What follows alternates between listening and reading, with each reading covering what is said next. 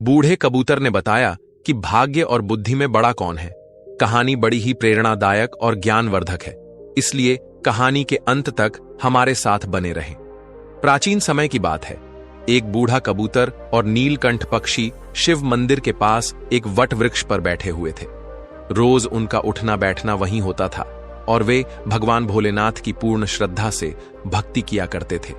एक दिन नीलकंठ और कबूतर दोनों बैठे हुए थे। नीलकंठ ने बूढ़े कबूतर से एक प्रश्न पूछा और कहा, हे मित्र कबूतर, भाग्य बड़ा या बुद्धि? इस पर कबूतर कहता है, मित्र, आपका यह प्रश्न बहुत ही दिलचस्प और विचार करने योग्य है। आपके इस प्रश्न का उत्तर आपको एक कहानी के माध्यम से मिलेगा।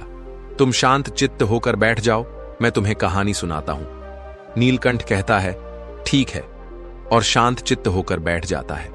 वह अपने दोनों कानों को बूढ़े कबूतर की हर बात पर लगाता है और बड़े ध्यान से इस कहानी को सुनता है। बूढ़ा कबूतर कहानी शुरू करता है और कहता है, मित्र, प्राचीन समय की बात है। एक बार ब्रह्मा जी का दरबार लगा हुआ था। सभी देवतागण दरबार में बैठे हुए थे। भाग्य और बुद्धि भी वहीं थे। ब्रह्मा जी के दरबार में बैठे बैठे बात करते करते भाग्य और बुद्धि की नोकझोंक शुरू हो गई।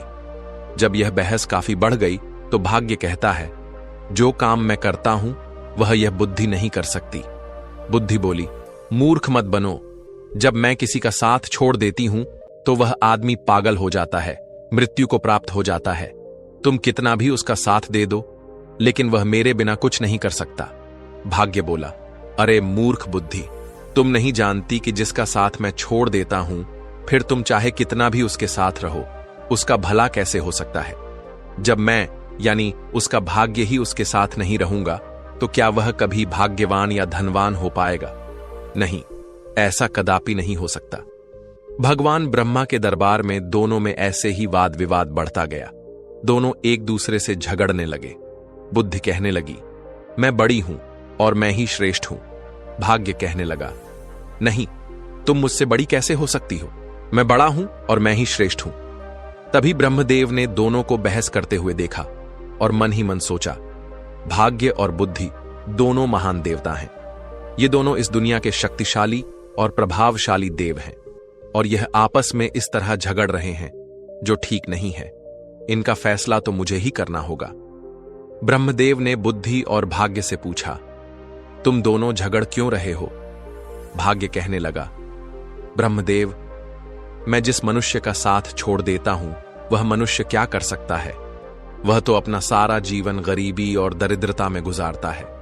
वह अपने जीवन में कभी भी खुश नहीं रह सकता। इतना सुनते ही बुद्धि बोल उठी, नहीं ब्रह्मदेव, भाग्य झूठ कह रहा है।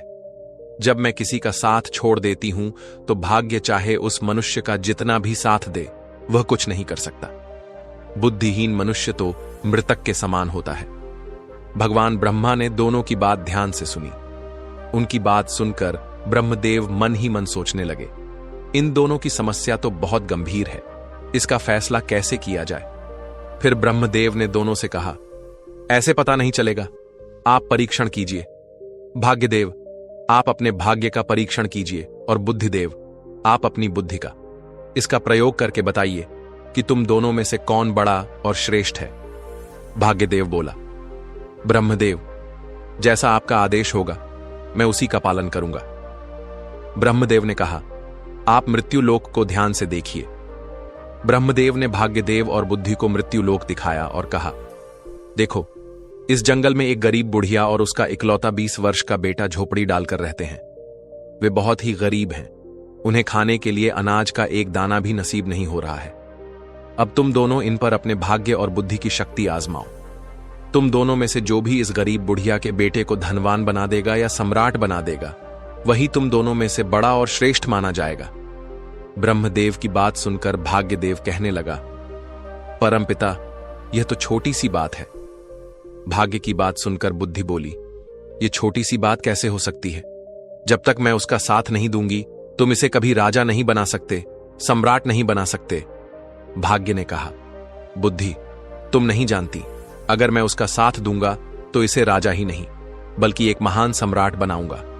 बुद्धि बोली, ठीक है, हम दोनों इसी पर अपनी शक्ति का उपयोग करते हैं। इससे हमारी समस्या का फैसला हो जाएगा। जो जीतेगा वही श्रेष्ठ माना जाएगा। इसके बाद भाग्य ब्रह्मदेव से कहने लगा, ब्रह्मदेव, पहले मुझे अपनी श्रेष्ठता सिद्ध करने की अनुमति दीजिए। मुझे यहां से जाने और इस लड़के को सम्राट बनाने की आज्ञा दीजिए। ब्रह्मा जी कहते हैं, ठीक है। ब्रह्मदेव के कहते ही बुद्धि ने ब्रह्मदेव से कहा, ब्रह्मदेव, मैं इस लड़के का साथ छोड़कर आ रही हूं। उसकी बात सुनकर भाग्य ने कहा, ठीक है, तुम अभी उसका साथ छोड़ दो और ब्रह्मलोक में आ जाओ। बुद्धि भाग्य से कहने लगी, भाग्य, ध्यान रखना, कहीं ऐसा ना हो कि तुम इसे सम्राट बनाने के चक्कर में मार ही दो। यह व्यक्ति मरना नहीं चाहिए। भाग्य कहने लगा, बुद्धि, तुम यह सब दूर से देखती रहो। आज तुम्हारी हार निश्चित है, क्योंकि मैं ही तुमसे ज्यादा शक्तिशाली और बलवान हूं। बुद्धि बोली, ठीक है, मैं अभी इसी समय इस लड़के का साथ छोड़ रही हूं। ऐसा कहकर बुद्धि ने उसका साथ छोड़ दिया। बुद्धि के साथ छोड़ते ही वह लड़का अपनी शुद्ध बुद्धि खो बैठा, एक निर्गुणी बनकर रह गया, पागल और मूर्ख बन गया। अब भाग्य अपना काम करना शुरू करता है। वह देखता है कि उस व्यक्ति के पास कुछ नहीं है। एक घास फूस की बनी हुई झोपड़ी है और केवल 3 बकरियां बंधी हुई हैं। लड़का उन बकरियों के खाने के लिए पेड़ पौधों की पत्तियां काटकर लाता है और उन्हें चराता है। वह पूरा दिन इसी में गुजार देता है। उसकी स्थिति देखकर भाग्य सोचता है, ना इसके पास पहनने के लिए अच्छे वस्त्र हैं, ना ही पैरों में पहनने के लिए जूते। अब मैं इसका साथ दे रहा हूं और इसे राजा बनाकर रहूंगा। भाग्य ने पासा पलटा। जिस रास्ते से वह चरवाहा निकल रहा था, उसी रास्ते में भाग्य ने एक सुंदर सोने के जूतों की जोड़ी रख दी। लड़के का ध्यान उन जूतों पर गया, पर वह उन्हें पहचान नहीं पाया कि ये सोने के जूते हैं। उसे तो बस पैरों में पहनने के लिए जूते चाहिए थे, इसलिए उसने वे सोने के जूते पहन लिए और सोचने लगा, चलो जूते तो मिल गए, इससे मेरा बहुत समय का काम चल जाएगा। अब जंगल से चारा लाते और बकरियों को चराते समय मेरे पैरों में कांटे नहीं लगेंगे। उन जूतों को पहनकर वह अपने घर आ जाता है। प्रतिदिन उसकी यही दिनचर्या चलती रही। वह जंगल में बकरियों को चराने जाता और जंगल से पेड़ पौधों की पत्तियां काट कर लाता और बकरियों को चराता रहता था। उसकी माता की बुद्धि भी समाप्त हो गई थी, क्योंकि बुद्धि उसे भी छोड़कर चली गई थी। भाग्य ने तो उस चरवाहे का खूब साथ दिया, लेकिन उसके जीवन में कोई बदलाव नहीं आया। भाग्य सोचने लगा कि मैंने तो इसे सम्राट बनाने का संकल्प लिया है, परंतु यह तो मुझे मूर्ख या पागल दिखाई देता है। इसका व्यवहार तो पागलों और मूर्खों की तरह हो गया है। यह सब देख रही बुद्धि ने भाग्य से कहा, क्या तुम नहीं जानते कि मैंने उसका साथ छोड़ दिया है? जब मैं किसी व्यक्ति का साथ छोड़ देती हूं तो वह ऐसा ही व्यवहार करता है। भाग्य बुद्धि से कहने लगा, मैं भी देखता हूं कि तुम क्या कर सकती हो। अब तुम भी देखोगी कि मैं क्या कर सकता हूं। उस देश के नजदीक ही एक देश का राजा चंद्रसेन था। उसका एक सौदागर था। वह अलग अलग देशों और स्थानों पर जाकर व्यापार करता था। उस सौदागर के पास व्यापार करने के लिए कुछ ऊंट थे। वह ऊंटों पर पीतल लाद कर ले जाता था और दूसरे देश में जाकर व्यापार किया करता था। एक दिन वह सौदागर उसी जंगल से गुजर रहा था जहां पर वह चरवाहा रहता था और अपनी बकरियां चराता था। वह सौदागर ऊंट लेकर जा रहा था। तभी रास्ते में जाते हुए उसकी नजर उस चरवाहे के पैरों पर पड़ी। सौदागर ने देखा कि इस चरवाहे के पैरों में तो सोने के जूते हैं और यह इनकी कोई कदर नहीं कर रहा है। इसे देखकर लगता है कि यह सोने के जूतों के बारे में तो शायद जानता भी नहीं है।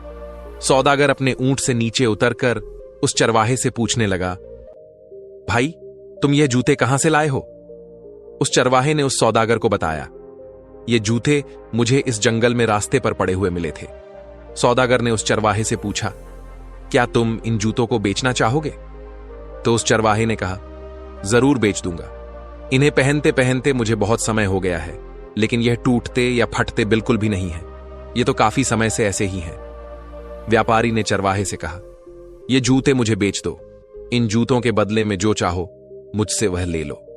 उस चरवाहे ने व्यापारी से कहा, मुझे इन जूतों के बदले में ज्यादा कुछ नहीं चाहिए, सिर्फ 1 मन अनाज चाहिए, जिससे मुझे और मेरी माता को 2 समय का भोजन प्राप्त हो जाए। हम तो भूखे मरते हैं। उसने सौदागर को वह सोने के जूते 1 मन अनाज के बदले ही दे दिए। सोने के जूते पाकर वह सौदागर बहुत खुश हो गया। वह सौदागर उस चरवाहे को एक मन अनाज देकर चला जाता है। तब बुद्धि भाग्य से कहने लगी, भाग्य, देखते नहीं कि तुम्हारे जूते तो एक मन अनाज के बदले में बिक गए। तुम समझ रहे हो ना, तुम्हारे सोने के जूते एक मन आटे में जा रहे हैं।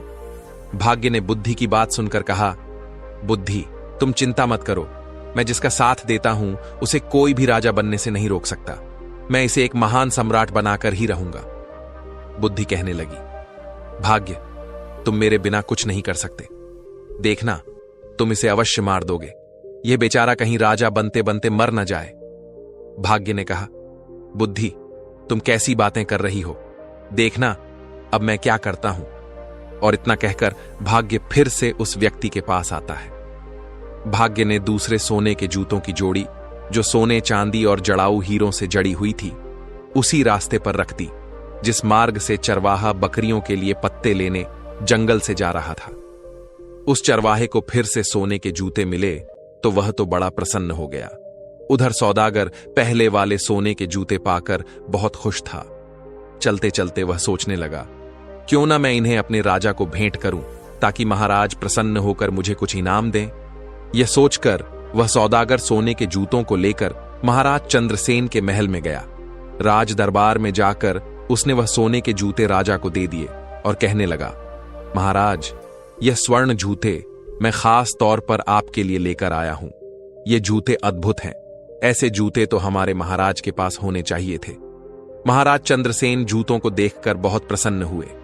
सोने के सुंदर जूते देखकर उन्हें ऐसा लग रहा था कि जैसे यह जूते देवलोक से आए हों और देवताओं ने इन्हें बनाया हो, मानो स्वयं विश्वकर्मा ने इन्हें बनाया हो।